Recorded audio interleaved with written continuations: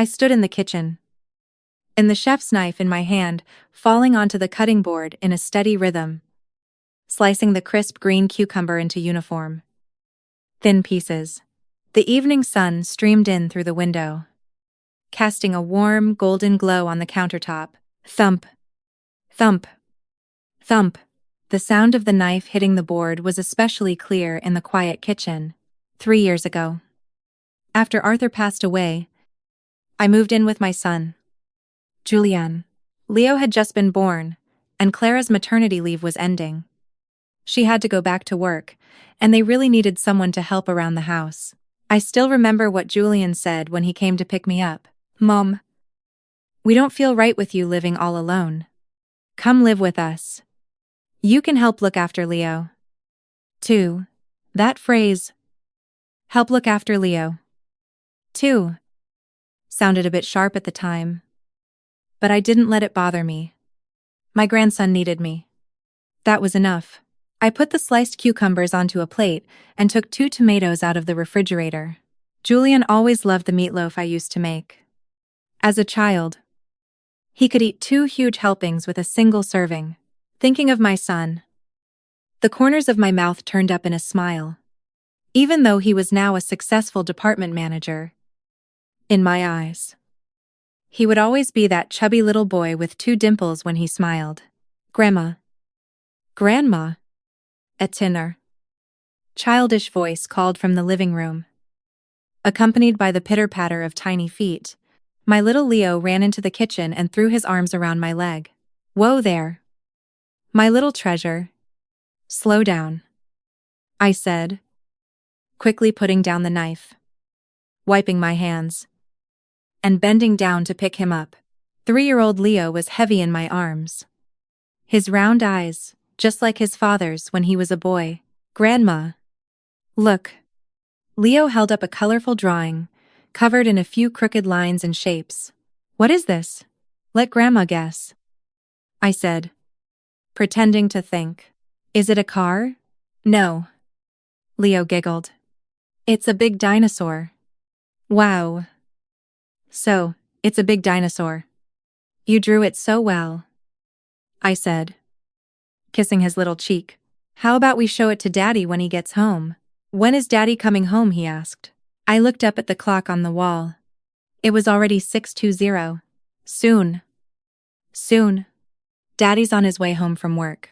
Just as I said that, we heard the sound of the front door unlocking.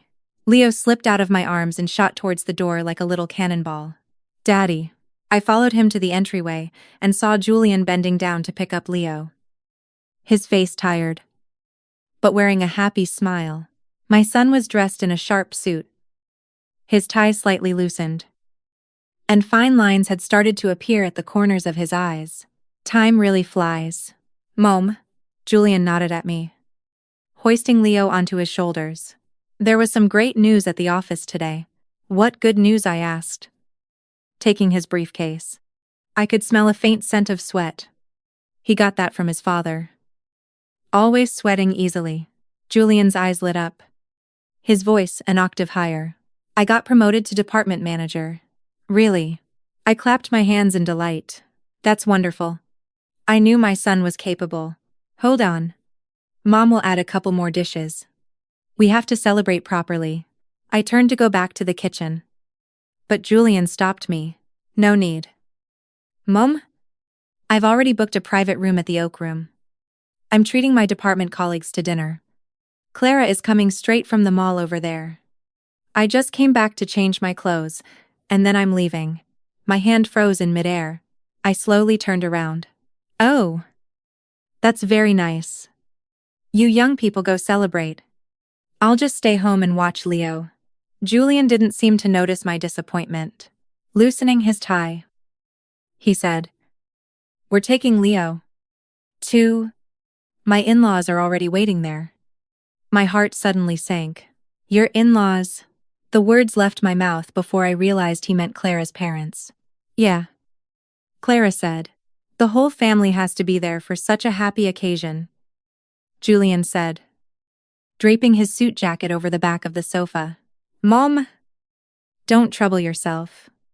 There are leftovers in the fridge. You can just heat them up and eat. I nodded, forcing a smile.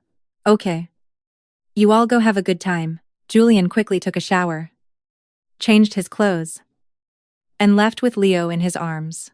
After the sound of the door closing, the only thing left in the kitchen was the gurgling of the soup simmering on the stove. I slowly walked back into the kitchen, turned off the heat, and looked at the ingredients I had prepared. Suddenly, I had no appetite to cook. The Oak Room was a high-end restaurant. Clara's parents went to often way. Arthur and I had only been to places like that a few times in our entire lives. Forget it, I muttered to myself. I'm too old to get used to that fancy food anyway. I wrapped the cucumber and tomatoes in plastic wrap and put them back in the refrigerator. In the freezer, there was still half a dish of leftover meatloaf from yesterday and a bowl of rice. That was enough dinner for one person. Just as the microwave beeped, my phone rang. It was a text from Clara. Mom, I remember to eat the leftovers in the kitchen fridge. Don't let them go to waste. I was about to reply when another message came in. It was a photo in a luxurious private room. Julian stood in the middle holding a glass of wine. Clara and her parents sat on either side of him. Leo was on his maternal grandfather's lap, and everyone at the table was beaming. In the corner of the photo, I could even see Julian's sister and brother-in-law. So, the entire family was there. I was the only one missing. My finger hovered over the screen for a moment, before I finally replied with a single word. Okay. I placed my phone face down on the dining table. The leftover meatloaf in the microwave gave off a rich, savory aroma. But I had suddenly lost my appetite. The clock in the living room pointed to 7:30, and it was completely dark outside. I mechanically carried my food to the coffee table and turned on the television. The local evening news was on, the anchorwoman's bright red lips opening and closing. I didn't hear a single word. My fingers, as if with a mind of their own, unlocked my phone and opened the photo album, scrolling to pictures from 3 years ago. It was the first New Year's after Arthur passed away. Our whole family took a group photo at the portrait studio near our building. Julian stood in the middle with me on his left and Clara on his right.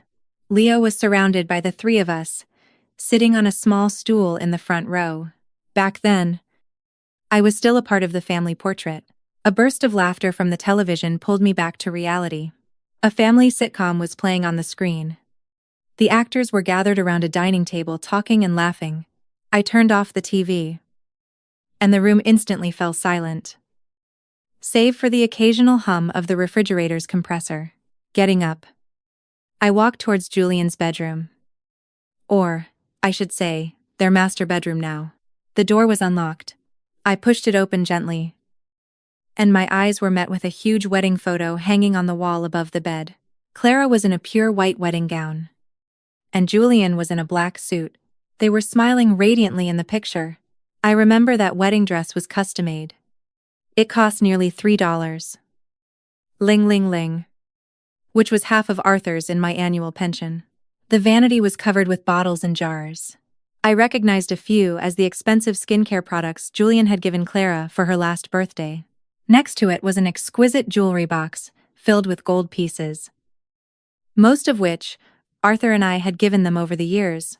In the most prominent spot was a diamond necklace that Julian had bought for their 5th wedding anniversary last year. I gently closed the door and turned to Leo's room. The children's room was a riot of color, with cartoon stickers on the walls and toys piled in the corner. I picked up the teddy bear from his bedside. I had sewn it myself when Leo was born. It was a little worn now, but Leo always had to hug it to sleep. At least Leo still needs me, I murmured, putting the bear back in its place. Back in the living room, my gaze fell on the family photo albums on the bookshelf. I took down the most recent one. A thin layer of dust had settled on the cover. I opened the first page. It was a black and white photo of Julian at 1 month old, a tiny thing wrapped in a swaddle. My own young face was beaming with the joy of new motherhood. Flipping through, there was Julian's first day of kindergarten. clinging to my shirt and refusing to let go. At his elementary school graduation, he wore a big red corsage and recited a poem on stage. In middle school, he won first prize in a math competition, smiling shilly on the awards podium. The day his college acceptance letter arrived, the whole family set off firecrackers in the yard to celebrate. Every single photo documented the little things and the big things I had done for my son. To get him into a good school district, Arthur and I scrimped and saved to buy that house. To pay for his tutoring, I didn't buy any new clothes for 3 years straight. The year he took the SATs, I woke up at 4:00 every morning to make him soup to keep his strength up. My phone suddenly rang, jolting me out of my memories. The screen showed Carol, an old neighbor, and one of the few old friends I still kept in touch with. "Hello? Eleanor. Have you eaten?" Carol's loud voice came through the receiver. "Yes. Yes. I've eaten. How about you?" I tried to make my voice sound normal. "I just finished. I was bored. So I thought I'd give you a call," Carol said, then paused. "Oh. By the way, I heard your Julian got a promotion. Clara ran into me in the neighborhood today. She was so happy. Said they'll finally be able to get a bigger house now." My fingers unconsciously tightened on the edge of the photo album. A bigger house. Yeah. Clara said they've got their eye on that new development on the east side. Those townhouses, called Willow Creek Estates. Carol's voice was filled with envy. "Your Julian is so successful." A sharp pain shot through my stomach. Julian had never mentioned anything to me about moving. "Eleanor. Are you there?" "Ah. Yes. I'm listening." I managed to reply. "It's not set in stone yet. You know how Clara likes to talk ahead of things." "True. True," Carol said, changing the subject. "By the way, when are you coming back to the old house for a visit? The community is registering for demolition notices, and it looks like your building is within the scope." Demolition. I was completely stunned. "Since when?" "Just in the last couple of weeks. The notices are all posted. The compensation plan looks pretty good, too." Carol's tone became puzzled. "What Julian didn't tell you?" I took a deep breath. "He might have. My memory isn't so good lately."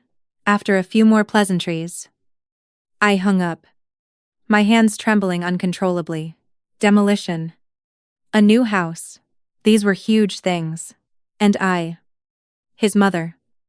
I was hearing about them from someone else. I walked out onto the balcony. The early summer night breeze was slightly cool.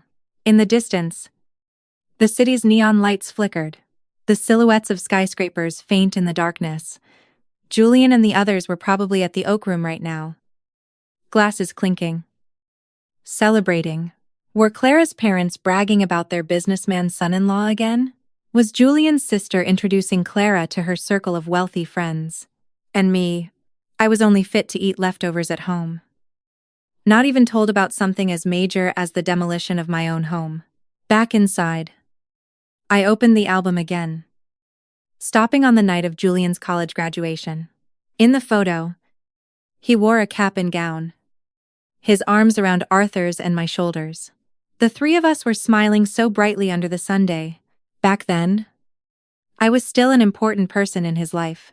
My finger traced Julian's young face in the picture, and a tear fell uncontrollably onto the album. I hastily wiped it away. But more followed. "Oh, Arthur," I whispered to my husband's gentle, smiling face in the photo. "Our son is all grown up. He doesn't need me anymore." I closed the album and went to the bathroom to wash my face.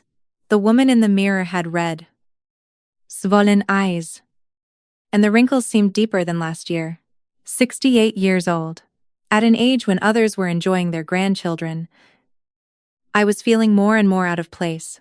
Back in my bedroom, I opened the closet, my eyes falling on a small suitcase in the corner. It was the one Arthur used during his last hospital stay, filled with his clothes and daily necessities. When he was discharged, the suitcase was empty, Most of his things were left at the hospital or thrown away. I pulled out the suitcase and dusted it off. The wheels were a bit stuck. But it still worked. I opened it. A faint smell of disinfectant still lingered inside. Just for a few days, I told myself. And began packing a few changes of clothes and some toiletries. I'll go stay with Helen for a few days, just to clear my head. Helen was a former colleague of mine. Her husband had passed away early, and she lived alone in an old apartment complex on the north side of the city. We talked on the phone occasionally, and she always told me to come and stay with her for a few days when I had the time. After packing, I sat on the edge of the bed and wrote a note. I'm going to stay at Helen's for a few days. Don't worry about me. I thought for a moment and added, there's some mac and cheese in the fridge. Leo likes it. I stuck the note on the refrigerator and took one last look around the house I had lived in for 3 years. The living room I cleaned every day. The kitchen where I carefully prepared every meal. The small table and chairs where Leo scribbled his drawings. I had given so much. Yet I felt like an invisible person. The moment I closed the door, I heard something inside me break. As the elevator descended, I gripped the handle of the suitcase tightly, as if it were the only thing I could hold on to. As I walked out of the building's main entrance, the security guard, Mike, looked at my suitcase curiously. Mrs. Eleanor, heading out so late? Yes. I'm going to stay with an old friend for a few days. I managed to smile. Take care now. Be safe. Mike waved warmly. I nodded and dragged my suitcase towards the bus stop. The last bus had already left, so I had to hail a taxi. Where to? The driver asked. I gave him Helen's address and then leaned back against the seat, closing my eyes. The car drove into the night, the distance from home growing farther and farther. My phone vibrated. It was a message from Clara. Mom, where did you put Leo's formula? We're almost home. I looked at the screen and didn't reply. Let Julian find it himself. He should remember a little of how I took care of him when he was a child. The taxi stopped at a red light. Outside the window, a family of 3 was crossing the street. The young parents held their little girl's hands between them. They said something, and all 3 of them laughed. My vision blurred again. Once upon a time, Arthur and I held Julian's hand just like that, thinking that such happiness would last forever. We're here. The driver's voice pulled me back to the present. After paying the fare, I stood downstairs from Helen's apartment, suddenly hesitant. Was it appropriate to disturb her so late? Would she think I was strange? While I was hesitating, my phone rang again. This time, it was Julian. Mom, where did you go? Leo has been crying for his grandma. I took a deep breath and replied, I'm at Helen's for a few days. You two take good care of Leo. After sending the message, I turned off my phone. Tonight, just for once, I would be selfish. Dragging my suitcase upstairs, I stood in front of Helen's door and rang the doorbell. In the few seconds I waited for the door to open, I suddenly realized this was the first decision I had made for myself in 3 years. When Helen opened the door, her eyes widened like saucers. Eleanor. My goodness. What is all this? Can I stay for a few days? My voice was hoarser than I expected. Helen immediately pulled me inside and took my suitcase. What happened? Is it Julian and his family? It's nothing. I just wanted to get some fresh air. I forced a smile, but the muscles on my face felt stiff and disobedient. Helen's apartment was small, a 1-bedroom, but it was neat and tidy. A photo of her and her late husband hung on the wall. A few green plants sat by the television. The air had a faint scent of sandalwood. And an open book and a pair of reading glasses lay on the coffee table. Have you eaten? I can heat up some soup for you, Helen asked with concern. No. Thank you. I've already eaten. I put down my bag and was suddenly overcome with exhaustion. My legs felt as heavy as lead. Helen, sensing my condition, didn't press further. Then you go take a hot shower first. I'll make up the bed for you. The sofa pulls out into a bed. It's very comfortable. As the hot water washed over my body, I realized I had been trembling the whole time. The steam fogged up the bathroom mirror, blurring my vision along with it. For 3 years, this was the first time I had showered in a bathroom without Leo's noisy interruptions. Without rushing out to see if he had fallen or bumped into something, wearing the clean pajamas Helen had prepared for me. I walked out of the bathroom to find she had already made the sofa bed. A glass of warm milk sat on the bedside table. Drink some milk. It'll help you sleep, Helen said, patting my shoulder. Whatever it is, we can talk about it tomorrow. For tonight, just get a good rest. I nodded gratefully, drank the milk, and snuggled into the soft blankets. Helen turned off the living room light, leaving only a small nightlight on. My body was extremely tired, but my mind was wide awake. I stared at the ceiling, listening to the sound of cars occasionally passing outside. My thoughts racing. Had Julian and his family gotten home? What would they think when they saw my note? Was Leo crying? Did they find the mac and cheese in the fridge? My phone was still off. I didn't dare turn it on. I was afraid of seeing Julian's questioning texts, and I was afraid I would soften. After Arthur passed, Julian became my entire emotional support. Now even he. Tears welled up again. I quietly wiped them away, not wanting Helen in the next room to hear. The pillow smelled of sunshine. Helen must have aired it out today. This small, considerate gesture made the feeling of being neglected at home even more acute.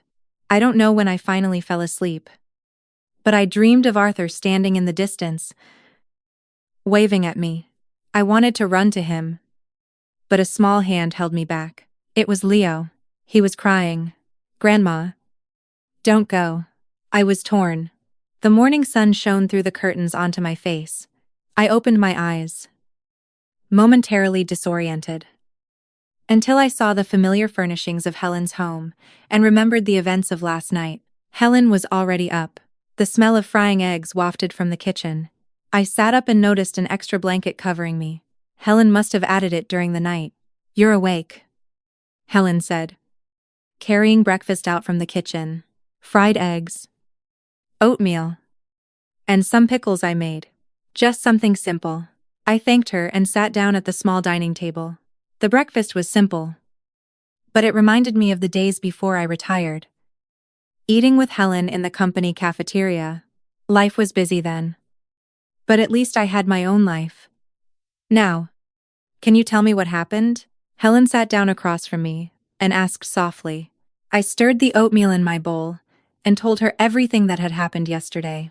Julian's promotion celebration that I wasn't invited to, Clara's text telling me to eat the leftovers, and hearing about the demolition and moving plans from Carol. Helen's brow furrowed deeper and deeper. "That's just too much. Not telling you about something as big as the demolition. What I want to know most right now is what's really going on with the old house," I said, putting down my chopsticks. Julian probably thought I didn't care about these things, so he didn't mention it. "Well, that's easy enough to find out. I'll go with you to the old building to take a look." Helen stood up decisively. "The notice must be posted on the community bulletin board." After breakfast, we took a bus to the old neighborhood where I used to live. Along the way, the scenery outside the window grew more and more familiar. The grocery store Arthur and I used to frequent, the kindergarten Julian attended, the park where our family used to walk on weekends. I hadn't been back in 3 years. Not much had changed. It was just a bit older. Walking through the community gate, my heart began to beat faster. This was the sycamore tree Julian had crashed into while learning to ride his bike. That was the stone bench where Arthur loved to sit and cool off in the summer. A few old neighbors were gathered in front of the bulletin board. When they saw me, they greeted me with surprise. "Elejanor. Long time no see." After some small talk, I looked at the bulletin board. Sure enough, a conspicuous notice of intent for demolition was posted right in the middle.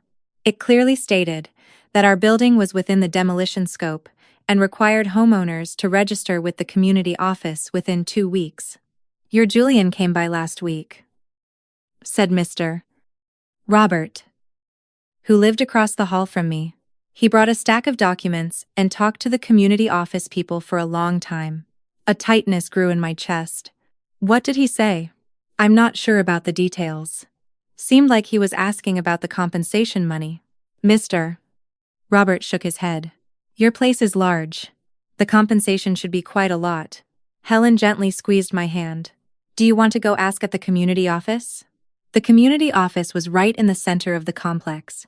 The staff member, Sarah, was an enthusiastic young woman who had often helped Arthur with his pension matters. Mrs. Eleanor. Sarah stood up in surprise. I haven't seen you in so long. I managed to smile and got straight to the point. Sarah. I'd like to ask about the demolition of our building. Sarah flipped through a registration book. Building 3. Unit 2. Wubelingar. The homeowner is Arthur Chen. Your son was here last week. He submitted copies of the property deed and IDs. The preliminary compensation estimate is around $300. Ling ling ling. 300 yuan. Ling ling ling. The number made my vision go dark. After Arthur passed, the house was naturally inherited by both Julian and me. Although I had been living there, his name was indeed on the deed. So, what's the status now? I tried to remain calm. It's already in the assessment stage, Sarah explained. Once the assessment results are out and the agreement is signed, the compensation can be dispersed within 3 months. She hesitated for a moment. Your son said you weren't in good health, and that he was fully authorized to handle everything. Is there a problem? A huge problem. I fought back my anger. No. I just came to find out. Walking out of the community office, my legs felt weak. I had to lean against the wall to stand. Helen looked at me with concern. Eleanor. Are you okay? They're handling the demolition behind my back. My voice trembled. 300 yuan. 0 pouce compensation. What does Julian plan to do with it? Buy a townhouse for Clara. Let's not jump to conclusions, Helen advised. Maybe Julian wanted to give you a surprise. I gave a bitter laugh. What kind of surprise needs to be kept from me? Standing in front of the old house I had lived in for over 20 years. I took out my key. I had never removed this key from my key ring. I inserted it into the lock. Turned it. And the door opened. A muster smell hit me. The furniture was all covered in white cloths, and a thin layer of dust had accumulated on the floor. Sunlight streamed through the gaps in the curtains, illuminating the floating dust particles in the air. My footsteps left clear prints on the wooden floor. Everything here was so familiar. The rocking chair Arthur loved, the porcelain vase I used for flower arrangements, the basketball scuff mark Julian left on the wall. In middle school, our wedding photo still hung above the bed in the master bedroom. A young Arthur, handsome and tall, with me leaning shilly on his shoulder. The photo had yellowed, but the happiness felt like it was just yesterday.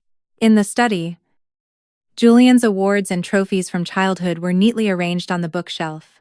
Arthur always said he wanted to keep these for his grandson, to let him know how outstanding his father was. Julian's college class schedule was still stuck to the kitchen refrigerator, with a magnet I bought on a trip to Washington, D.C. There was a crack on the windowsill by the sink, from a cup Julian had thrown in a fit of teenage anger. Every corner held a memory. And now all of it was about to be leveled by bulldozers. What hurt even more was that my own son planned to handle all of this behind my back. Eleanor. Look at this, Helen said, holding a stack of documents she had found in a drawer in the study. I took the documents. It was the demolition office's assessment report and compensation plan. Julian's signature was already on it. There was also a power of attorney form with a signature that sloppily imitated mine. I knew my own handwriting too well. This was definitely not my signature. He forged my signature. My voice was barely a whisper. Helen gasped. This is illegal. I mechanically flipped through the documents when I suddenly found a note tucked into the last page. It was written by Julian to Clara. Honey, once the demolition money comes through, don't tell Mom at first. We'll bring her over to live with us after we buy the townhouse so she doesn't worry about the money. I've already designed the basement as her room. It's close to the kitchen. Convenient for her to cook. The basement. My room was in the basement. The world started to spin. I collapsed into Arthur's rocking chair. It let out a familiar creak. Once upon a time, Arthur sat here holding a young Julian and telling him stories. Later, Julian sat here studying for his exams. And later, Eleanor. What are you going to do? Helen asked worriedly. I took a deep breath and suddenly made a decision. I'm going to stay here for a few days. Here. Helen looked around. But the utilities should still be on. I stood up and pulled the dust cover off the sofa. I need time to think. And I need evidence. Helen tried to dissuade me. But seeing the look on my face, she gave up. Then at least let me help you clean up a bit. We worked together. Quickly cleaning the dust from the living room and bedroom, Helen went to the corner store downstairs to buy some daily necessities and food. Meanwhile, I plugged in my phone to charge it and turned it on. Dozens of unread messages and missed calls popped up. Mostly from Julian. With a few from Clara. The most recent one was from Julian. 10 minutes ago. Mom. Where on earth are you? Leo cried all night. We're all so worried about you. I hesitated for a moment. Then replied. I'm at the old house. I want to be alone for a few days. Don't worry. The message had just been sent when the phone rang. It was Julian. Mom. Why did you go to the old house? No one's lived there for so long. It's not safe. Julian's voice was clearly frantic. I'm coming to get you right now. No need. I said calmly. I want to stay here for a few days to remember my time with your father. But Leo keeps crying for his grandma. Julian played his trump card. My heart did soften for a second. But then I remembered the documents and the note. And it hardened again. You two are his parents. It's time you learn to take care of your child on your own. I'll be back on the weekend. I hung up and looked at Helen. Can you do me a favor? I want to consult a lawyer. Helen nodded. My nephew is a lawyer. He specializes in real estate disputes. I'll call him right now. That afternoon, Helen's nephew, David, came to the old house. He was a young man in his early 30s, wearing gold-rimmed glasses. And he spoke clearly and methodically. After listening to my story and reviewing the documents, David pushed up his glasses. Mrs. Chen. First of all, forging a signature is illegal. This power of attorney is invalid. Secondly, this house was the joint property of you and your husband, after he passed away. Both you and your son are legal heirs, each holding a certain percentage. Any disposal of the property requires the consent of both parties. So, what should I do now? I asked. First, you should go to the community office and revoke that power of attorney, stating that you do not agree with the current arrangement, David said. Secondly, I suggest you have a serious talk with your son to understand his true intentions. After seeing David out, I sat on the newly made bed, watching the sunset through the window. The old house was quiet. Every evening, the sunlight would stream in just like this. Arthur always called it the golden hour. My phone rang again. This time, it was Clara. Mom. Please don't be angry. We didn't mean to not invite you to dinner. We just thought you wouldn't like that kind of occasion. Leo really misses you. I didn't reply. It wasn't that I disliked the occasion. It was that I disliked being excluded. It wasn't anger. It was heartbreak. As night fell, the familiar sounds of the old house began to emerge. On, the occasional gurgle of the water pipes, the soft whistle of the wind through the windows, the faint sound of the neighbor's television downstairs. These sounds, which once formed the background of my daily life, now sounded so dear. I decided to stay here for a few days to think carefully about the road ahead. 68 years old might not be too old. It might still be possible to start over. When the morning sun filtered through the sheer curtains, I momentarily thought Arthur was still beside me. I reached out to the other side of the bed. only to touch a cold sheet. Only then did I fully wake up. Mornings in the old house were exceptionally quiet. There were no cries from Leo. No hurried footsteps from Julian. No sound of Clara blow-drying her hair. There was only the occasional bird song from outside the window, and the sound of the old man downstairs clearing his throat. I got out of bed and opened the curtains. The May sunshine streamed in gently. On the balcony of the building opposite, a few neighbors were hanging out their laundry. Old Mr. Zhao from the third floor saw me and waved in surprise. I nodded back in acknowledgement. In the kitchen, I boiled a pot of water and made a cup of jasmine tea. It was left over from 3 years ago, and the flavor had faded. But it would do, holding the teacup. I stood on the balcony overlooking the neighborhood. In the central garden, a few elderly people were practicing Tai Chi while children chased each other. A picture of peace. My phone vibrated. It was a message from Helen. "Are you awake? Do you need me to bring you breakfast?" I replied that it wasn't necessary. That I could manage on my own. After hanging up, I suddenly realized this was the first morning in 3 years where no one needed me to take care of them. The breakfast stall at the neighborhood entrance was still there. The lady selling pancakes actually recognized me. "Oh, Mrs. Chen. Long time no see. You look the same as ever." I nodded. A warmth spreading through my chest. The smell of the pancakes reminded me of the days I used to buy breakfast for Julian. He would always grab the pancake in a hurry and run off to school, with me shouting after him, "Slow down. Don't choke." Back in the old house, I ate my pancake while reviewing yesterday's documents. David was right. I should first revoke that forged power of attorney. But deep down, I still hoped to have a good talk with Julian. I didn't want things to get ugly. Just as I was thinking, the phone rang. The screen showed Julian. I took a deep breath before answering. "Mom, are you okay at the old house?" Julian's voice sounded exhausted. I could faintly hear Leo crying in the background. "I'm fine," I answered calmly. "What's wrong with Leo?" "He's been crying since last night. Won't eat his breakfast. He just wants his grandma." Julian sighed. "Clara's going to be late for work." And I, "Mom, when are you coming back?" I gripped the phone tightly, trying to keep my voice from trembling. "I told you I'll be back on the weekend. You two are his parents. You need to learn to handle these things." "But, no buts?" I interrupted him. "I've taken care of Leo for 3 years since he was a baby. You can't even manage for 3 days. There was a moment of silence on the other end. Then Julian's voice suddenly turned cold. "Fine. Have it your way. But, Mom, the old building is going to be demolished soon. You shouldn't stay there too long." My heart sank. "How do you know about the demolition?" "I heard it from the neighbors." Julian was clearly flustered. I have a meeting to get to.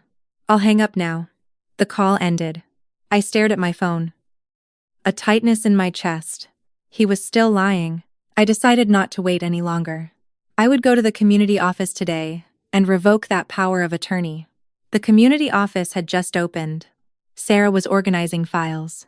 She was a little surprised to see me. "Mrs. Shen, you're here again."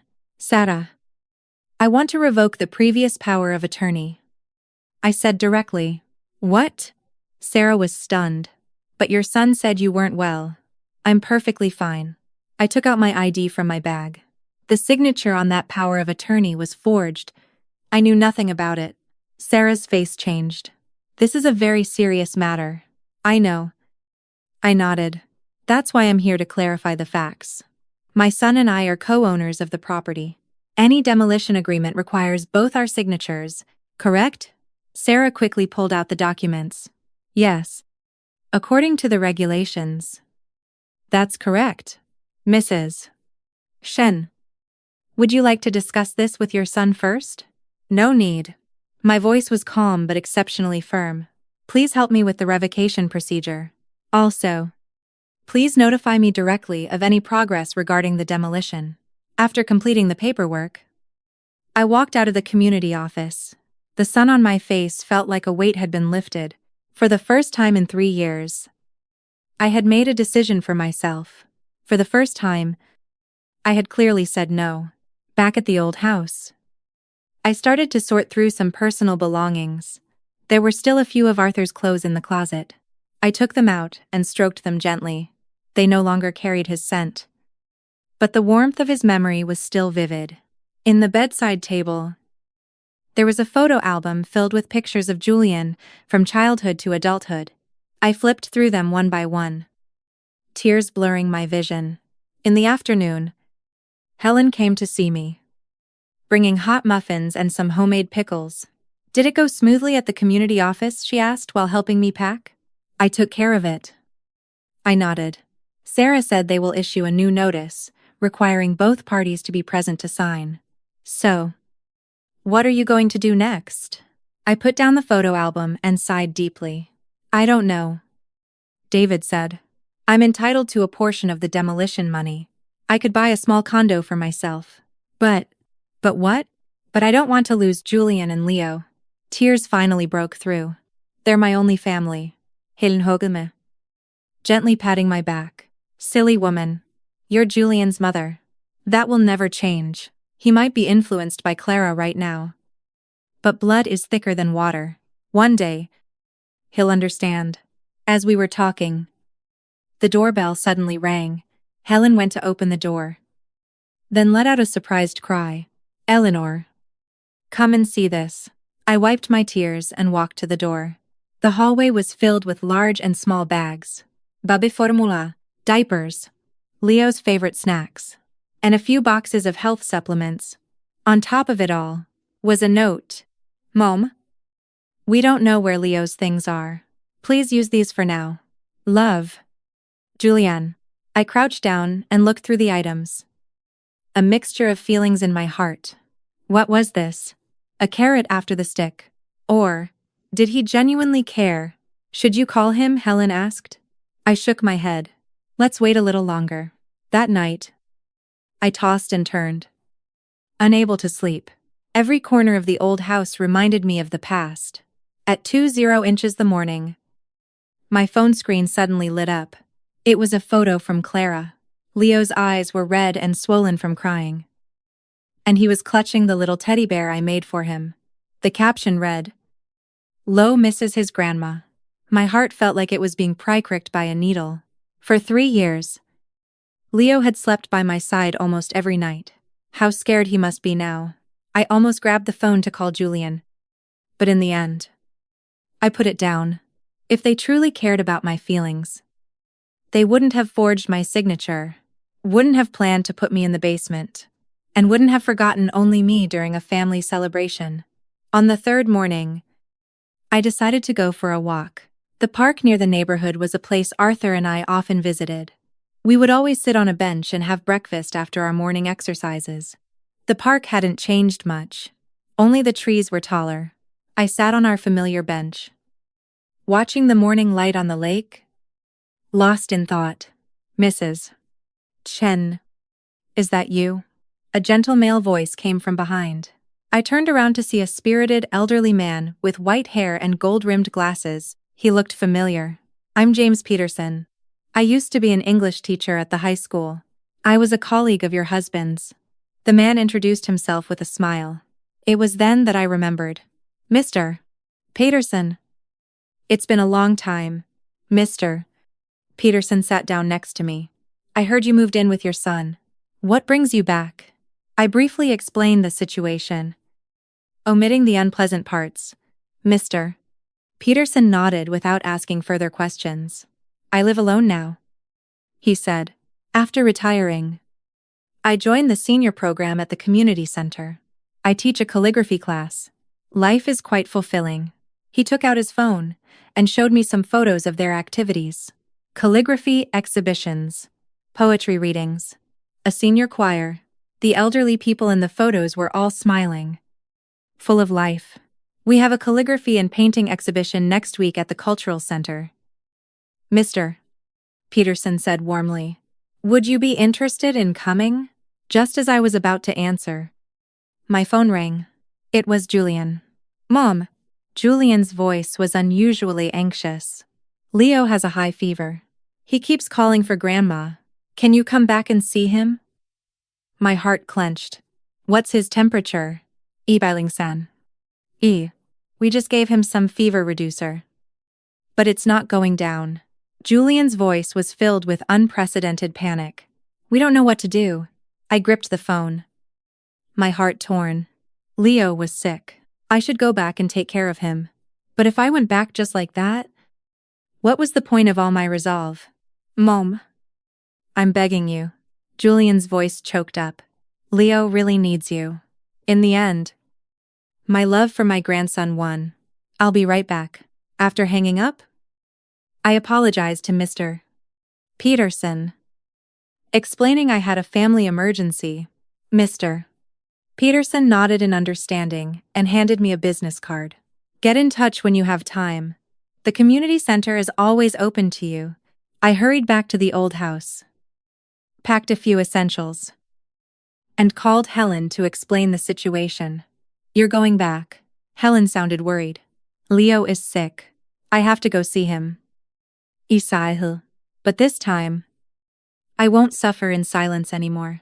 Helen called a taxi for me. Before I left, she hugged me tightly. Remember, you deserve to be respected. Call me anytime you need anything. Before getting in the car, I took one last look at the old house. This short escape had made me understand many things. I was no longer just a caregiver, a neglected mother and grandmother. I was a person with rights and dignity, deserving to be heard and respected. The taxi headed towards Julian's house.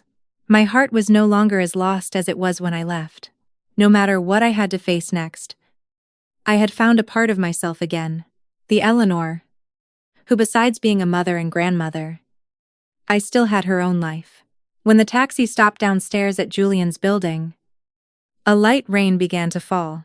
I didn't have an umbrella, so I had to cover my head with my bag and run into the building. As the elevator ascended, my heart beat faster and faster. Worried about Leo's condition and anxious about the confrontation to come, I inserted the key into the lock. The moment the door opened, I heard Leo's heart-wrenching cries. Without changing my shoes, I rushed directly to the children's room. Leo was lying on the bed, his little face flushed red from the fever, tears and snot covering his face. Clara was clumsily trying to take his temperature while Julian stood nearby, holding a half-spilled cup of medicine. Seeing me, they both looked immensely relieved. Mom, Julian practically ran over. You're finally back. I ignored him and went straight to the bed, feeling Leo's scorching forehead. Leo opened his teary eyes. I saw it was me, and immediately reached out his little hands. Grandma. It hurts. Where does it hurt? Sweetie, I asked softly, expertly checking his throat and ears. My head hurts. Leo sobbed. I took the thermometer and measured again. Ibalingar. T. It was indeed very high. I opened the medicine cabinet. I found the cooling patches I always used, and stuck one on Leo's forehead.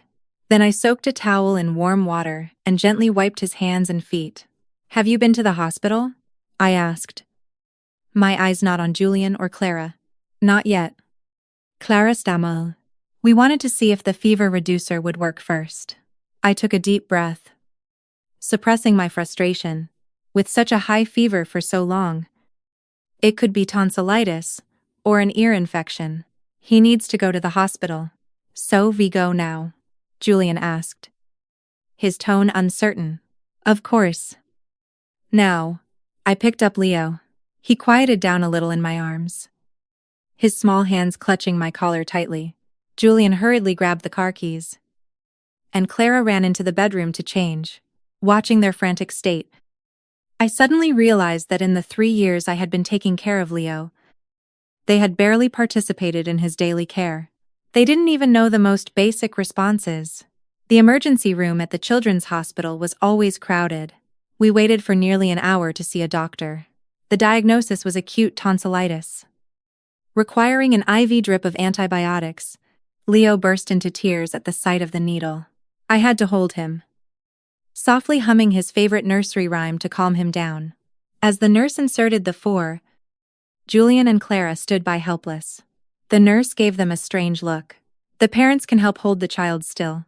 Only then did Julian step forward and awkwardly hold Leo's leg. The moment the needle went in, Leo cried even louder. My heart ached so much I almost cried. 2. It was late at night by the time the IV drip finished. Leo's fever had subsided a little, and he had fallen asleep in my arms. On the way home, the car was silent, except for the sound of the rain hitting the windows and Leo's steady breathing. When we got home, I settled Leo in his bed and stayed by his side. Julian and Clara hovered at the doorway, seeming to want to say something, but not daring to. You two go get some rest, I said without turning my head. I'll stay with Leo tonight. They left as if granted amnesty. I listened to their footsteps recede and sighed softly, tucking Leo in. At 30 inches the morning, Leo's fever finally broke, and his breathing became steady. I leaned back in the chair by his bed, exhausted but unable to sleep. My phone screen lit up. It was a message from Helen. How's Leo? Do you need my help? I replied. We've seen a doctor. He's stable now, Helen quickly replied. That's good. By the way, my nephew said, if you need legal advice, you can contact him anytime. I had just put down my phone when I heard a soft knock on the door. Julian was standing there holding a glass of warm milk. Mom, thank you for your hard work. He handed me the milk. Is Leo better? I took the milk and nodded. The fever's gone. He should be fine. Julian sat down by the bed, looking at the sleeping Leo, hesitating to speak. After a moment of silence, he finally said, Mom, where were you these past few days? We were really worried. I was at the old house, I said calmly. I saw the demolition notice, and I saw the power of attorney you forged with my signature. Julian's face turned pale instantly. Mom, let me explain. Explain what? My voice was still calm, but each word was as cold as an icicle. Explain how you handled the old house behind my back. Explain how you and Clara plan to use the demolition money to buy a townhouse. Or explain how you plan to have me live in the basement. Julian's eyes widened, clearly not expecting me to know so much. Mom, it's not what you think. We wanted to give you a surprise. Enough. Ah, he said, keeping my voice low, so as not to wake Leo. You're still lying. Julian hung his head, his hands wringing nervously. I'm sorry. Mom, it was Clara. She said you were getting old, that we should just handle these things. So, in your eyes, I'm already senile, not worthy of knowing my own house is being torn down. My voice trembled. Julian, that house was your father's, and my life's work. And you so easily? Mom? Julian suddenly grabbed my hand. After the demolition money comes, we'll definitely give you a share. It's just that Clara has always wanted a bigger house. And you know how real estate prices are now? I pulled my hand back, feeling a chill in my heart. So, how much were you planning to give me? A room in the basement. Julian was speechless, his eyes darting away. Just then, Leo turned over in his sleep and murmured, Grandma. We both looked at him, speechless for a moment. Go to bed, I finally said. We'll talk tomorrow.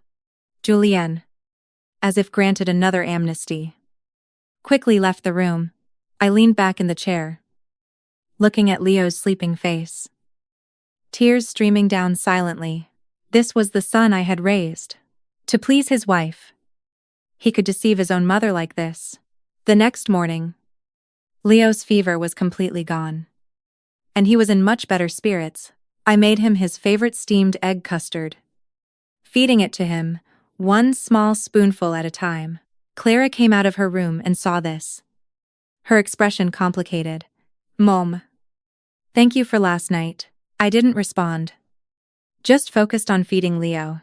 Clara stood there awkwardly for a moment, and then went to the kitchen to make coffee. Julian came out with dark circles under his eyes, obviously having not slept well all night.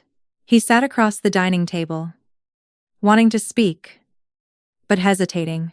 Leo happily called out, "Daddy," breaking the heavy atmosphere. "Daddy." "Grandma's back," Leo said, waving his arms. Julian forced a smile. "Yes. Grandma's back." "Is Leo happy?" "Happy," Leo answered loudly, then turned to me. "Grandma's not leaving." I kissed his cheek. "Grandma will always be with Leo." This sentence seemed to relieve Julian. The tense expression on his face softened. But I knew the problems between us were far from resolved. After breakfast, Clara went to work. Julian said he had taken a half-day off to help at home. While Leo was watching cartoons, Julian finally gathered the courage to speak. "Mom?" "About the old house. Can we talk properly?" I put down the cleaning cloth and sat on the sofa. "Go ahead. I'm listening." "First, I apologize for handling the demolition behind your back," Julian said. His head bowed like a child who had done wrong. "But you have to believe we never intended to mistreat you." "Then why forge my signature?" I looked him straight in the eye. Julian avoided my gaze. Because Clara said you might not agree to demolishing the old house. After all, there are so many memories." "So? You just made the decision for me." I shook my head. "Julian, I am your mother, not an elderly person whose life you can just arrange. I have the right to know. The right to decide." "I was wrong." "Mom," Julian's voice was tinged with tears. "You can punish me however you want. Just please don't be angry with me anymore." Seeing his red-rimmed eyes, my heart softened a bit, but then I remembered the documents and the plan, and it hardened again. "I'm going to revoke that power of attorney. I will be personally involved in the demolition process. As for how the compensation money is divided, we need to have a serious talk." Julian nodded repeatedly. "Whatever you say." "Mom, as long as you don't leave this family, anything is fine." "Julian," I interrupted him. "I came back because Leo was sick. Not because I've forgiven what you've done. We need time to talk properly and rebuild trust." Julian fell silent. After a long while, he said, "Mom, you've changed." "Yes, I have," I admitted frankly. "I've realized that besides being your mother and Leo's grandmother, I am also myself. Eleanor. I have my own rights, my own feelings, my own needs." Julian seemed stunned by this, staring at me blankly. Just then, the phone rang. It was Clara. Julian answered and walked out to the balcony to talk. Through the glass door, I saw his expression change from surprise to anger and finally to resignation. After hanging up, he came back with a grim face. "What is it?" I asked. "Clara. She's not happy that you want to be involved in the compensation distribution," Julian said with difficulty. "She says that money is very important for us to buy a house." I took a deep breath. "So," in her eyes, "my rights are less important than your plan to buy a house." Julian didn't answer, but his silence said everything. My heart turned completely cold. "Mom?" Julian finally spoke, his voice cold and stiff. "Have you had enough? Leo has been crying nonstop. Clara's work has been affected, and now you want to interfere with the demolition money. Can't you be a little more considerate of us?" I looked at him in shock, unable to believe these words came from the son I had worked so hard to raise. All the grievances, anger, and sadness churned in my chest. But I maintained a calm facade. "Julian," I said slowly, "legally, I am entitled to a portion of the demolition money from the old house. As for taking care of Leo, I do it out of love, not obligation." Julian's expression stiffened. "What do you mean?" I looked him straight in the eye. "If you and Clara think I'm just a free nanny and a cash machine you can dispose of at will, you are mistaken." Julian's phone rang again. He glanced at it and irritably rejected the call. Mom, can we please not fight? How much money do you want? Just say it. The words stabbed me like a knife. I stood up, my voice trembling. You think all I want is money? Julian. What I want is respect. To be treated as a person with thoughts and feelings. Not an accessory in your lives. Leo was frightened by our argument and started to sob. I quickly went to him and held him, soothing him softly. Julian stood by, his expression complex. Once Leo calmed down, I decided to bring up the key issue. The demolition appraisal is about $300. Ling ling ling. Right. Julian was clearly flustered. How? How did you know? I asked at the community office. I said calmly. They also told me you had already submitted the documents, intending to handle everything yourself. Julian's face turned red, then pale. Mom, we can discuss this properly. Discuss. I gave a bitter laugh. If I hadn't found out, would you have discussed it with me? Julian was speechless. He turned and walked to the balcony to call Clara again. This time, he kept his voice very low, but I still caught phrases like, my mom knows everything.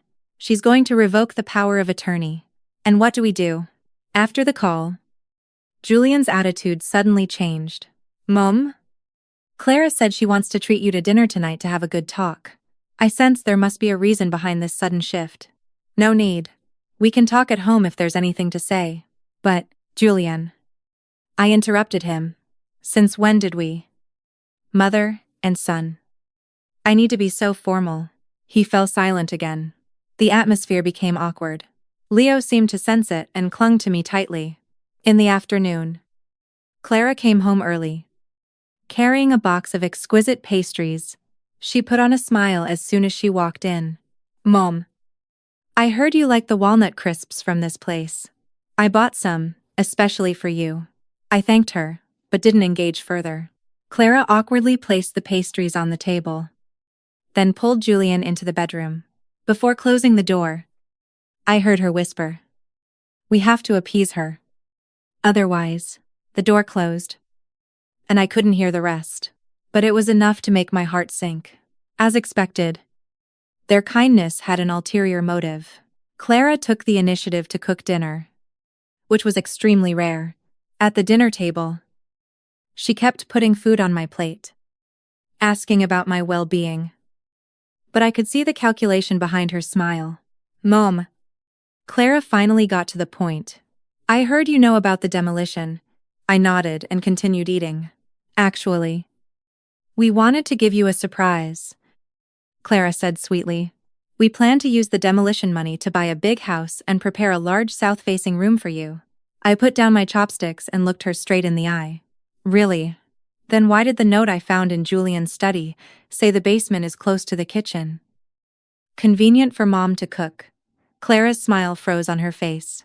Julian was so shocked. He dropped his chopsticks. Mom. You went through my study. Julian stammered. I was looking for Leo's vaccination records the other day, I explained calmly, and I saw it by accident. After an awkward silence, Clara's expression suddenly changed. Since you know everything, let's just be direct. We do have an urgent need for the demolition money. Aren't you living here just fine? Why do you have to fight over that bit of money? Clara. Julian tried to stop her. Don't stop me, Clara said. Do you know how expensive it is to raise a child now? Do you know how high real estate prices are? We finally have a chance to get a bigger house. As an elder, shouldn't you be supportive? I looked at this once gentle and lovely daughter-in-law, and suddenly felt she was a complete stranger. And my son just sat there saying nothing. Clara? I stood up slowly. First, that's not just your money. Second, respect is mutual. You plan celebrations without inviting me. Tell me to eat leftovers. Handle my house behind my back. And now you accuse me of fighting for money. Is this how you treat your elders? Clara wanted to say more, but Leo suddenly started crying. I picked up my grandson and left the dining table. Behind me, I heard Julian and Clara begin to argue in low voices.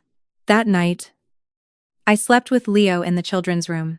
In the dead of night, I gently stroked Leo's soft hair, thinking about the future. It was clear that in this family, I had gone from being a family member to a burden and an obstacle. But at 91, did I not have the right to choose? Looking at Leo's sleeping face, I secretly made a decision. It was time to live for myself, not just for me, but also to show Leo that even at nearly 70, a person could live with dignity. The morning sun filtered through the gap in the curtains. I rose gently, trying not to wake Leo, sleeping beside me. After last night's argument, the atmosphere in the house was still tense, but at least Leo's fever was gone, which was a relief. In the kitchen, I put water on to boil for oatmeal, moving as quietly as possible. There weren't many ingredients in the fridge. I found a few mushrooms and some greens, planning to make a light mushroom and vegetable oatmeal. As I chopped the vegetables, my thoughts drifted back to the community center. Mr. Peterson had mentioned calligraphy. I had been obsessed with it for a while when I was young. But then work and family got in the way. Picking it up again now might be a good choice. By the time the oatmeal was ready, Julian walked into the kitchen, rubbing his eyes. "Mom, you're up so early." "I'm used to it," I answered briefly, placing a bowl of oatmeal on the table. "I made Leo's separately. We can heat it up when he wakes." Julian sat down, staring blankly at his bowl. I noticed the dark circles under his eyes. He clearly hadn't slept well. "Mom," he began hesitantly. "About last night, Clara." "She?" "No need to explain," I interrupted him. "I understand your desire for a bigger house, but your methods were wrong." Julian lowered his head. "I know I was wrong. Actually, Clara and I had a fight last night." I was a bit surprised, but didn't show it. Just continued stirring the pot of oatmeal. "I told her she shouldn't have treated you like that. That she shouldn't have handled the demolition behind your back." Julian's voice grew softer. "But she thinks I'm siding with you too much." "And what do you think?" I put down the spoon and looked him in the eye. Julian looked up, his eyes red. "Mom, I don't know what to do. It's you on one side, and Clara and Leo on the other. I don't want to lose any of you." Seeing his pained expression, my heart softened. It was true. The son caught in the middle had his own difficulties. But understanding didn't mean compromising. "Julian." I sat down across from him. "I'm not asking you to choose between me and Clara. I just want to be treated as a person with thoughts and dignity, not an accessory to be arranged by you." Julian was silent for a moment, then suddenly said, "Mom, you've really changed a lot." "Have I?" "You never used to express your dissatisfaction so directly. You always endured in silence." He gave a bitter smile. "Because I used to think forbearance was love. Now I understand that true love requires mutual respect." Julian nodded thoughtfully. Then, as if making a great resolution, "Mom, you're right about the demolition money. It should be divided fairly. I'll talk to Clara again." I patted his hand. "Let's eat breakfast first. The oatmeal is getting cold." After breakfast, Julian went to work. Clara took the day off. Whether to genuinely spend time with Leo or to keep an eye on me, I didn't know. She stayed in her bedroom until after I put Leo down for his nap. "Mom." She stood at the kitchen doorway, her tone much softer than last night. "Can we talk?" I dried my hands and gestured for her to sit. "Go ahead." Clara wrung her hands. "About yesterday. My attitude was bad. I apologize." I didn't respond immediately, waiting for her to continue. Julian and I discussed it. Clara continued, her eyes avoiding mine. "The demolition money. We agree you should have a part of it." "How much?" I asked directly. Clara was clearly not expecting such a direct question. She was stunned for a moment. "Well, we were thinking 20%. How does that sound?" "20 yuan. Ling ling ling." I quickly calculated in my head. The market value of the old house was at least $300. Ling ling ling. Legally, I was entitled to at least half. Clara, I said calmly. Do you know how much I'm entitled to by law? Her expression froze. Mom, we're family. Why do we have to be so calculative? If we were really family. I interrupted her. You wouldn't have forged my signature. You wouldn't have planned for me to live in the basement. And you wouldn't have forgotten only me during a family celebration. Clara's face turned ugly. Mom, are you trying to settle scores with us? Not settling scores. But being reasonable, I stood up. I will consult a lawyer about the demolition money. I won't give up what's mine. And I won't take a penny that isn't. Clara shot up from her chair, which scraped harshly against the floor. Fina, since you want to tear things apart, don't blame us for being merciless. With that, she stormed back to her bedroom and slammed the door. Isaiah. Knowing the temporary peace was broken again, but strangely, I didn't feel the panic or self-blame I used to. Instead, I felt a sense of relief. At least we didn't have to pretend to be a happy family anymore. In the afternoon, while Clara took Leo downstairs to play, I called Mr. Peterson to ask about the calligraphy class at the community center. Mrs. Chen. Mr. Peterson's voice was full of surprise. I was just about to contact you. The calligraphy class starts tomorrow at 20 inches the afternoon. Are you interested in trying it out? I'd like to try, I said, but I might not be able to make it on time every week. No problem, Mr. Peterson said warmly. We're very flexible here. You're welcome anytime. After hanging up, I felt a long-lost sense of anticipation. Calligraphy. I wondered if my hands, which hadn't practiced in over 30 years, I could still write well. In the evening, Julian worked late and didn't come home for dinner. The dinner table was just me, Clara, and Leo. The atmosphere was so heavy that even Leo noticed, eating his food quietly without a word. After dinner, Clara took Leo straight to his room, leaving me alone in the living room. I turned on the TV but couldn't focus. My phone vibrated. It was a message from Helen. How are things? Is the situation at home any better? I replied. Calm for now. But the problem isn't solved. I'm thinking of going to the community center tomorrow, Helen quickly replied. Good idea. Getting out will do you good. By the way, my nephew said if you need legal help, you can call him anytime. I thanked her and put down my phone. Legal action was the last resort. I still hoped to resolve things peacefully with Julian and his family. The next morning, Julian was home for breakfast for a change. Clara was still asleep. I made his favorite biscuits. Mom, Julian said, taking a bite. Do you have any plans today? I'm thinking of going to the community center this afternoon. I told him truthfully. Mr. Peterson invited me to join the calligraphy class. Julian was clearly surprised. A calligraphy class. Since when were you interested in calligraphy? I loved it when I was young. But then I got busy with work and family, and had to put it aside. I poured him a glass of orange juice. Now that I have time, I want to pick it up again. Julian nodded thoughtfully. That's great. You should have some hobbies of your own. I sensed a change in his attitude. Did Clara say something to you? Julian put down his fork and sighed. She said you threatened to get a lawyer to divide the demolition money. I didn't threaten. I corrected him. I just said I would consult a lawyer to understand my rights. Mom. Julian suddenly grabbed my hand. Let's not take it that far. Okay. A family suing each other. It would be so ugly. Looking at his pleading eyes, my heart softened. Julian! I don't want that either.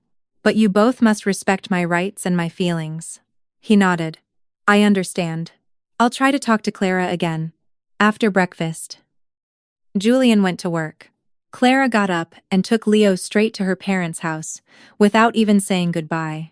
I was alone at home, and felt a sense of relief. At 1:30 inches the afternoon, I packed a small bag and took the bus to the community center.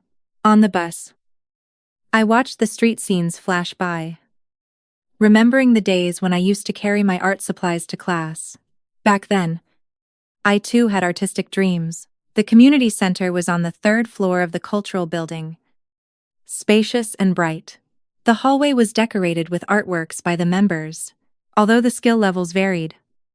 You could see the heart poured into each piece. Mrs. Chen. Mr. Peterson greeted me from a classroom, warmly shaking my hand. I'm so glad you came. He showed me around the facility, introducing me to a few active classes: the choir, the painting class, the Tai Chi group, and finally, we arrived at the calligraphy classroom. A dozen or so silver-haired students were practicing. They nodded and smiled kindly when I entered. Today, we're learning the basic strokes of standard script. Mr. Peterson introduced me to the class. This is Mrs. Chen. She was a middle school art teacher before she retired and has a good foundation in calligraphy. I quickly waved my hands. I haven't practiced in years. I'm starting from scratch now. Mr. Peterson sat me next to a kind-looking old lady. This is Pat. She's the life of our class. Pat smiled and handed me a brush. Mrs. Chen. Welcome to our Sunset Glow team. The classroom was filled with a relaxed and cheerful atmosphere. When I dipped the brush in ink and made the first stroke on the paper, a long-lost sense of tranquility washed over me. Horizontal. Vertical. Left falling stroke. The basic strokes were rusty, but the feeling was slowly coming back. Relax your wrist. Mr. Peterson guided softly. Yes. Just like that. You have a very good foundation. When the 2-hour class ended, I was left wanting more. Pat enthusiastically invited me to join their after-class tea party, and I gladly accepted. At the tea party, the elderly members spoke freely, talking about calligraphy, life, and their families. When I mentioned the conflict with my son and daughter-in-law, Pat patted my hand. My 2 sons are even worse. They almost came to blows over demolition money. They don't even speak to each other now. Another old gentleman said, when children grow up, they have their own lives. We old folks have to learn to find our own fun and not revolve around them. Listening to everyone's stories, I suddenly realized that so many elderly people face similar difficulties. The difference was that some chose to suffer in silence, while others bravely fought for their dignity. On the way home, my mood was much lighter. I passed a stationery store and went in to buy some paper and an inkstone, planning to practice at home. I opened the door to my son's house and was surprised to find Julian and Clara both in the living room. Leo was on the floor playing with blocks. Seeing me, Julian immediately stood up. Mom, you're back. How was the calligraphy class? It was great, I answered briefly, noticing a cake box on the coffee table. Mom, Clara began, her tone softer than yesterday. We bought your favorite chestnut cake. We wanted to have a good talk with you. I put down my bag and sat in the armchair. Go on. Julian and Clara exchanged a look. Then Julian said, Mom, we've discussed it. We can give you 1/3 of the demolition money. The rest will be used for the new house.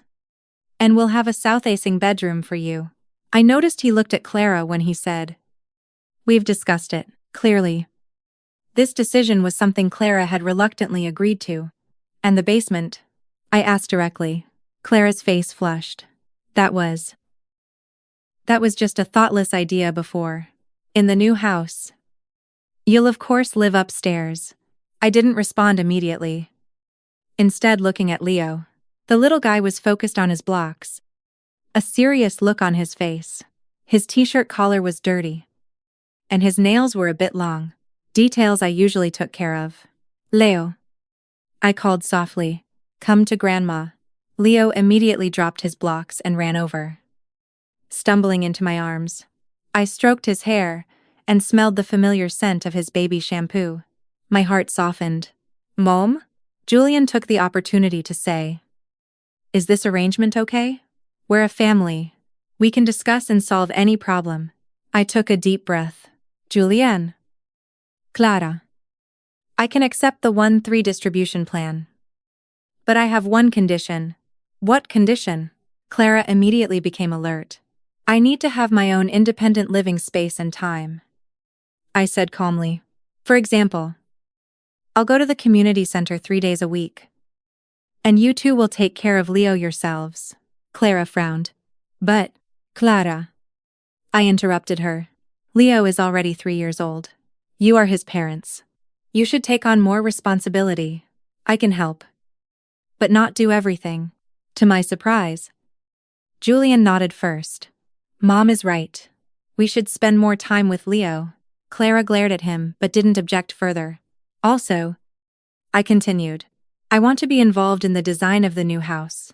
I will decide on my own room. This time, Clara clearly hesitated. But Julian squeezed her hand, and she reluctantly nodded. Okay, then it's settled. I picked up Leo. Now, who's going to tell me why Leo's nails are so long? Julian and Clara looked at each other, both embarrassed. I shook my head, took out the child's nail clippers from the drawer. Watch. I'll teach you how to cut Leo's nails. That evening, the atmosphere at home eased considerably, although Clara was still a bit unnatural. At least she wasn't giving me the cold shoulder. Julian was visibly relieved and even tried some of my calligraphy practice sheets, praising my talent. Before bed, I sat on my bed and looked through the photos I took today on my phone. The group photo from the calligraphy class, the harmony in the family piece I wrote, Leo's focused face as he played with his blocks. Suddenly, a new message popped up. It was from Mr. Peterson with next week's class schedule, followed by a sentence. Mrs. Chen, your brushwork has a lot of spirit. Keep it up, and you'll surely achieve great things. The morning sun streamed through the sheer curtains. I opened my eyes and took a moment to realize it was Saturday. Leo didn't have to go to preschool. And for once, Julian and Clara were both home. After getting up and washing, I tied on my apron to make breakfast. In the kitchen, I fried eggs while thinking about yesterday's calligraphy class. Mr. Peterson taught us the 8 principles of Yang, the foundation of standard script. My wrist was still a little sore, but the long-lost feeling of concentration was captivating. Grandma, Leo ran into the kitchen barefoot and hugged my leg. I want a fried egg. Okay, Grandma's making them right now. I bent down and kissed his cheek. Go wake up Mommy and Daddy. Leo bounced off. A moment later, Julian walked in, rubbing his eyes. Mom, you're cooking so early. I'm used to it. I placed the fried eggs on a plate. Is Clara still sleeping?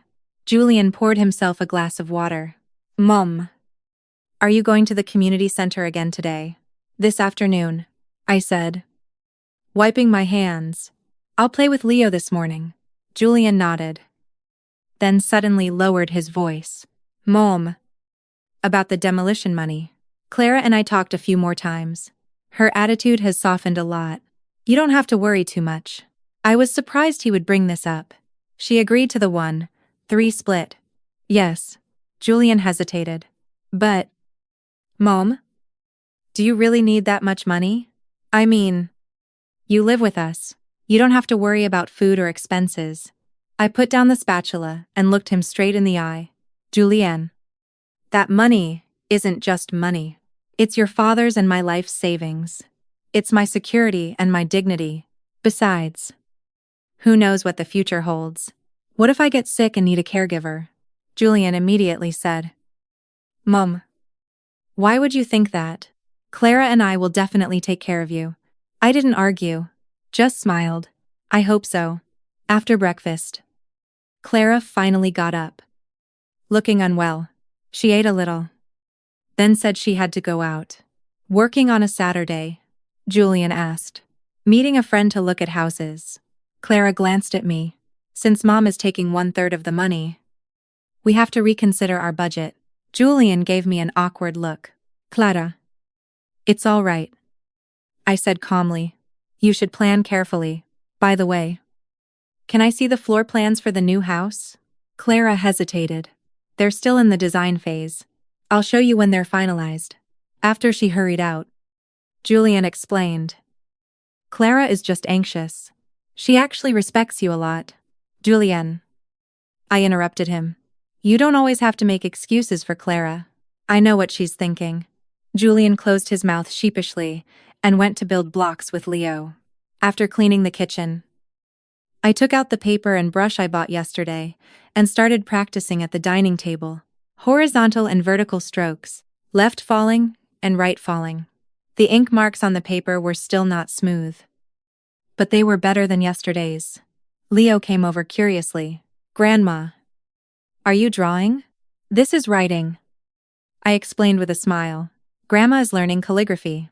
I want to learn, too. Leo excitedly climbed onto a chair. I held his small hand and showed him how to hold the brush. Come. Grandma will teach you to write. Leo. Julian watched from the side and suddenly took out his phone to take a picture of us. Mom. You teaching Leo to write is such a heartwarming scene. At noon, Clara didn't come back for lunch. Julian ordered takeout. After lunch, Leo took a nap, and I prepared to leave for the community center. Mom? Julian said at the door, holding my bag. Be careful on your way. This small gesture of concern warmed my heart. Okay, you two take good care of Leo. The community center was especially lively today. They were holding an art exhibition next week, and everyone was busy preparing their work. Mr. Peterson saw me and greeted me warmly. Mrs. Chen. Perfect timing. We're short on hands to set up the exhibition area. Can you help? I gladly agreed and worked with several other members to hang paintings, stick labels, and arrange the displays. Pat chatted with me while we worked. Mrs. Shen, did you resolve your family matter? It's calmed down for now. I briefly explained the compensation plan, but they still won't show me the floor plans for the new house. Pat snorted. Be careful. They might be up to something. My son was like that, too. Said all the right things. But in the end, Mr. Peterson came over, interrupting our conversation. Mrs. Chen, would you be willing to do a live calligraphy demonstration at next week's exhibition? I think your standard script is very solid. I quickly declined. I've only had 2 classes. I can't possibly make a fool of myself in public. Don't be so modest. Mr. Peterson smiled. Considerate encouragement for the other new students. I reluctantly agreed. But my heart was pounding. Could my calligraphy, neglected for so many years, I really be presented to others? After the event, Mr. Peterson stayed behind to help me practice. He patiently corrected my grip and explained the force behind each stroke. Before I knew it, the lights outside had come on. It's so late. I looked at my watch and hurriedly packed my things. I have to get home. Leo will be looking for me. Mr. Peterson helped me roll up my practice sheets. Mrs. Chen, you're improving very quickly. Next week's demonstration will be no problem.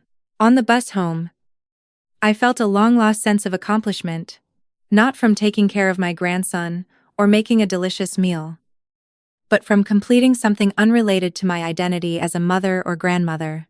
I pushed open the door and was surprised to find the living room dark. Only a sliver of light came from the study. I fumbled for the light switch and found takeout boxes on the dining table and Leo's toys scattered on the floor. Julienne, I called out. No answer. The study door was slightly ajar. I walked over, about to knock, when I heard Clara's voice from inside. We have to find a way to make your mom give up that share of the money. If we have to, we'll threaten to not let her see Leo.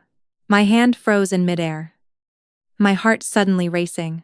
Julian's voice was low and tired. Clara, don't be like that. Mom has already compromised. Compromised. Clara's voice became shrill. 1/3 is still over $100. Ling ling ling. The down payment for that townhouse we like won't be enough. We can choose a smaller one. Julienne. Clara practically screamed. Whose side are you on? Your mom's or your wife and son's? After a moment of silence, Julian said in a low voice. Of course. I'm on your side. But Mom hasn't had it easy. Clara sneered. She hasn't had it easy. What's she going to do with all that money by herself? Isn't it enough that we're taking care of her in her old age? My hand started to shake. I had to lean against the wall to stay upright. This was the son I had worked so hard to raise. This was the daughter-in-law I had treated like my own daughter. All right. All right. Julian's compromising voice came. I'll talk to Mom again. By the way, did you put away the floor plans for the new house? Don't let Mom see them. Of course, Clara said smugly. I locked them in my office drawer. The basement has been changed to a storage room. If she asks, we'll just say the designer recommended that elderly people live on the first floor. I couldn't listen anymore.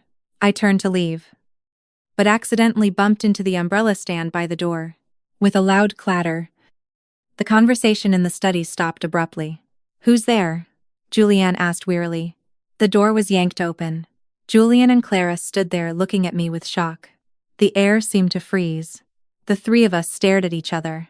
No one speaking. Mom? When? When did you get back? Julian stammered. Just now.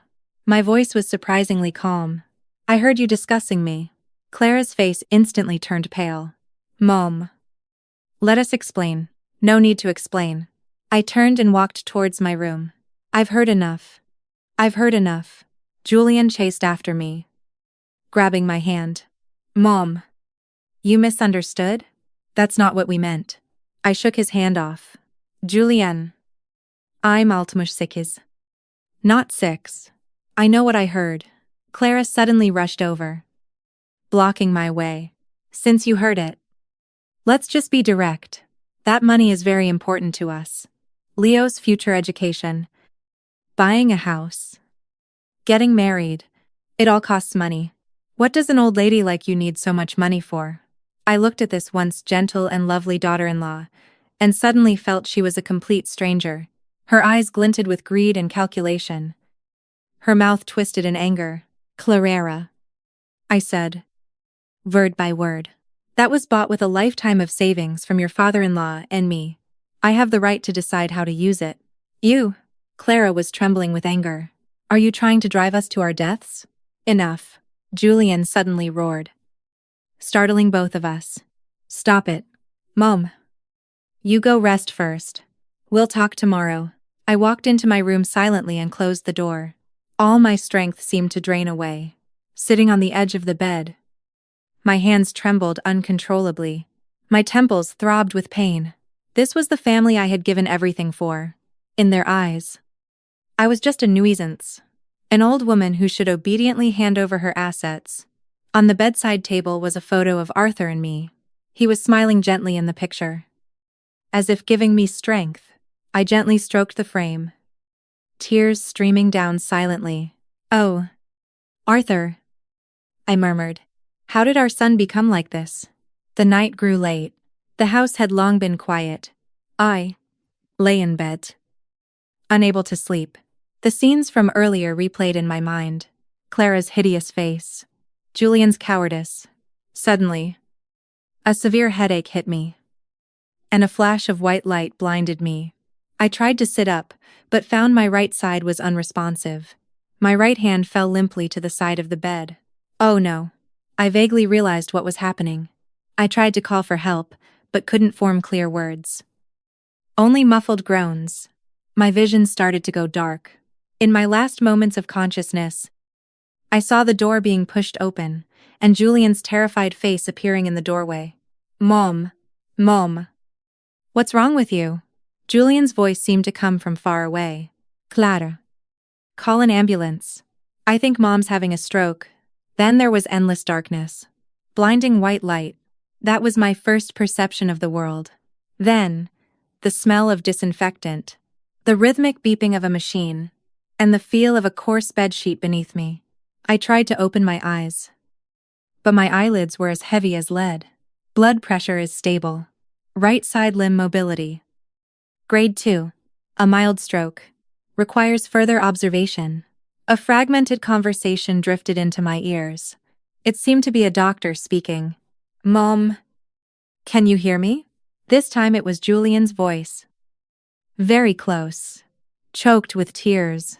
I mustered all my strength and finally opened my eyes. In my blurry vision, Julian's haggarded face slowly came into focus. His eyes were red and swollen, his face unshaven. He looked 10 years older. Water. I managed to squeeze out a word. My throat as dry as if it were on fire.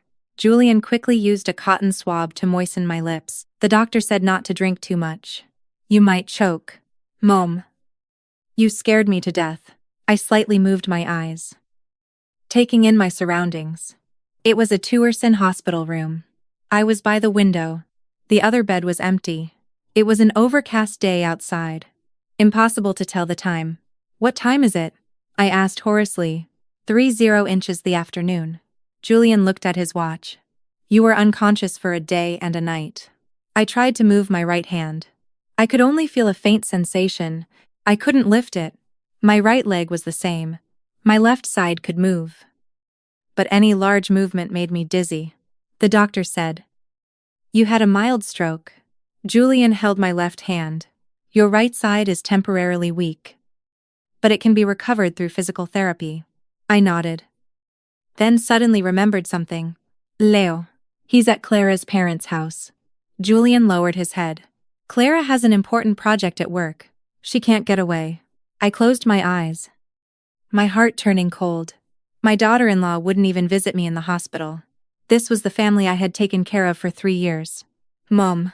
Julian hesitated. About that night. We don't say it. I interrupted him. My voice weak, but firm. I heard everything. Julian's face turned pale. Mum? Those were just angry words. We didn't mean it. Julian. I looked him straight in the eye. I'm 68. Not 6. I know the difference between angry words and what you truly mean. He hung his head in shame. His hands clenched into fists. I'm sorry. Mom. I'm so sorry. I didn't respond. Just turned my head to look out the window. The sky was gloomy, looking like it was about to rain. The room fell silent, with only the beeping of the monitor echoing. A nurse came in to check my blood pressure and IV, breaking the awkward silence. After she left, Julian, as if finding an excuse to change the subject, said, The doctor said you need to be observed in the hospital for 2 weeks. Then we'll see if you need to be transferred to a rehabilitation facility. What about the cost? I suddenly asked. Julian was taken aback. What? The hospital bills. The treatment fees. I said calmly. My insurance doesn't cover much. That. Julian stammered. Don't you worry. Clara and I will figure something out. I gave a cold laugh. With my demolition money. Julian's face flushed. Mom. That's not what I meant. Then what did you mean? I pressed him. Weren't you in a hurry to use that money to buy a townhouse? Julian was at a loss for words. After a long while, he mumbled. Mom. You need to rest now. We'll talk about this later.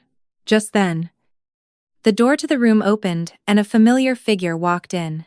It was Mr. Peterson holding a bouquet of flowers. Mrs. Chen. He walked quickly to my bedside. I heard you were hospitalized. I came to see you. I looked at him in surprise. Mr. Peterson. How did you? The nurse at the community center told me. Mr. Peterson placed the flowers on the bedside table. Everyone is worried about you. Julian stood up awkwardly. This is James Peterson, my mom's calligraphy teacher. Julian Chen. He introduced himself. My mom's son. Mr. Peterson shook his hand, his expression complex. He turned to me. Mrs. Chen. Don't worry about the class. Just focus on getting better. Pat and the others all said they wanted to visit, but I was afraid it would be too many people and disturb your rest. So I told them to come in a few days. I was so moved, my eyes welled up. Thank you. I'm sorry to have worried everyone. Mr. Peterson asked about my condition and said he could connect me with a very good physical therapist. The whole time, Julian stood to the side, looking out of place. After a while, Mr. Peterson got up to leave. You rest well. I'll come see you again. Before he left, he gave Julian a meaningful look. Family is the most important thing. I hope you cherish it. After Mr. Peterson left, Julian was silent for a long time. Suddenly, he said, Mom, I'll go buy you some fruit. Then hurried out of the room. I lay alone in the hospital bed, looking at the flowers Mr. Hodai Peterson had brought, a bouquet of carnations and baby's breath, simple and fresh. The card read, wishing Mrs. Chen a speedy recovery from all the members of the community center calligraphy class. A simple greeting, but it brought tears to my eyes. These people I had known for only 2 weeks cared more about me than my own family. In the evening, the door to the room opened again. I thought it was Julian, but instead, I saw Pat peeking in. Mrs. Chen, she whispered, holding a thermos. I snuck in. The nurse wouldn't let non-family members visit. I was so happy I tried to sit up. Pat quickly stopped me. Don't move. Don't move. Just lie down. She opened the thermos, and a fragrant aroma immediately filled the room. I made some chicken soup. It's good for recovery. With Pat's help, I drank a few sips of the hot soup. My stomach instantly felt warm. Where's your son? Pat looked around. Why isn't he here? He went to buy something, I said softly. Pat pursed her lips. You're in the hospital, and he has time to go shopping. She lowered her voice. Mrs. Chen, let me tell you something. My son was the same way. When I was sick in the hospital, he was busy looking at houses with his wife. I shook my head with a bitter smile. But? Please don't. Okay. Let's not talk about sad things. Pat patted my hand. Did you know Mr. Peterson had your harmony in the family piece framed? He said he's going to put it in the most prominent spot at the exhibition. I looked at her in surprise. I wrote it so poorly. Who says? Pat's eyes widened. Mr. Peterson said your characters have a strong structure that you must have practiced since you were a child. As we were chatting, the door was suddenly pushed open. Julian stood there with a bag of fruit, clearly surprised to see Pat. And you are? I'm a friend of Mrs. Chen. My name is Pat. Pat stood up, looking Julian up and down. You must be her son. Right. You look just like her. Julian nodded awkwardly. Hello. Thank you for visiting my mom, Pat said meaningfully. Mrs. Chen is very popular at our community center. Everyone loves her. You're very lucky to have such a wonderful mother. Julian's face turned red. Then pale. He could only nod in agreement. Pat stayed for a little longer, then left. Before she went, she whispered to me. Mrs. Chen, remember, if you need anything, just ask.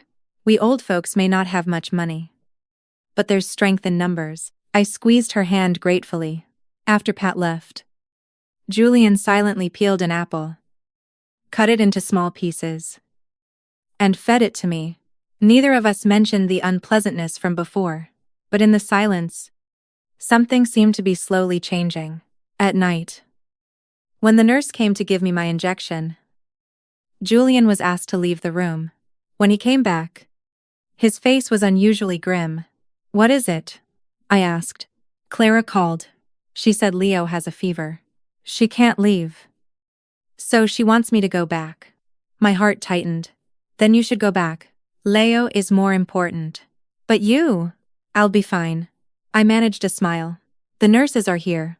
After a moment of internal conflict, Julian finally said, Then I'll go back and check. I'll be here first thing in the morning. He helped me adjust my bed, poured a glass of water, and placed it within reach. Mom, if you need anything, just press the call button. Watching his retreating back, I had mixed feelings. When Leo was sick, he rushed back immediately. When I had a stroke, he hesitated. That was reality. The night grew late. The room was quiet, except for the beeping of the monitor. The other bed was still empty. The moonlight shone coldly through the window. I tried to move my right hand. I could still only move my fingers slightly. The doctor said physical therapy could help. But how long would it take? Would there be any lasting effects? If I really became disabled, would Julian and Clara take care of me? Or would they send me to a nursing home? These questions coiled around me like venomous snakes, keeping me from sleep. The next morning, the doctor came for his rounds. He said my condition was stable, and I could start simple rehabilitation exercises. A young therapist taught me how to move my fingers and toes. Although each movement was incredibly difficult, I gritted my teeth and persisted. Julian didn't show up until noon. His eyes bloodshot. Leo's fever went up to 102. It was a rough night. And now? I asked eagerly. He's better. Julian sat down wearily. Clara took the day off to take care of him. I nodded and said no more. Julian looked exhausted. He leaned back in his chair and soon dozed off. In the afternoon, a community worker, Sarah, suddenly visited, bringing a basket of fruit. Mrs. Chen. She walked quickly to my bedside. I heard you were hospitalized. I'm here on behalf of the community to see you. I was a little surprised. Sarah. How did you know? Your son mentioned it when he came to the community office to handle some paperwork. Sarah lowered her voice. Mrs. Chen. About the demolition. Your son came yesterday and revoked the previous power of attorney. He said you would handle it personally after your discharge. I looked at the sleeping Julian in surprise. I never expected him to do that on his own. Sarah continued. He also asked about legal protections for the elderly. Mrs. Chen. Your son actually cares a lot about you. I shook my head with a bitter smile. I hope so. Sarah talked about some recent community news and left her contact information before she left, saying I could call her anytime. In the evening, Clara actually came to the hospital with Leo. Leo's face was still a bit pale, but he was in good spirits. He called out, Grandma, as soon as he entered and rushed to my bedside. Be careful. Clara quickly pulled him back. Grandma is sick. You can't touch her. I reached out my left hand and stroked Leo's hair. It's okay. Sweetie, Grandma's fine. Is your fever gone? Leo nodded and took a crumpled piece of paper out of his pocket. I drew this for Grandma. On the paper was a crayon doodle of a person in a hospital bed with a smaller person standing next to it. It's beautiful. I praised him sincerely. Grandma loves your drawings the most. Clara stood by, her expression complex. Mom, are you feeling better? Much better, I said calmly, noticing the dark circles under her eyes. It seemed Leo's illness had taken a toll on her. Clara wrung her hands. Don't worry about the medical bills. Julian and I have discussed it. We'll pay for it with the demolition money. I asked directly. Clara's face flushed. No. I mean with our savings. Leo looked up curiously. Mommy. What's demolition money? Clara quickly changed the subject. It's nothing. Leo, do you want an apple? Mommy will peel one for you. Watching Clara's flustered state, I found it somewhat amusing. The once so assertive daughter-in-law was now so timid in front of me. Was it because I was sick? Or had Julian finally stepped up? They didn't stay long, saying they were afraid of tiring Leo out.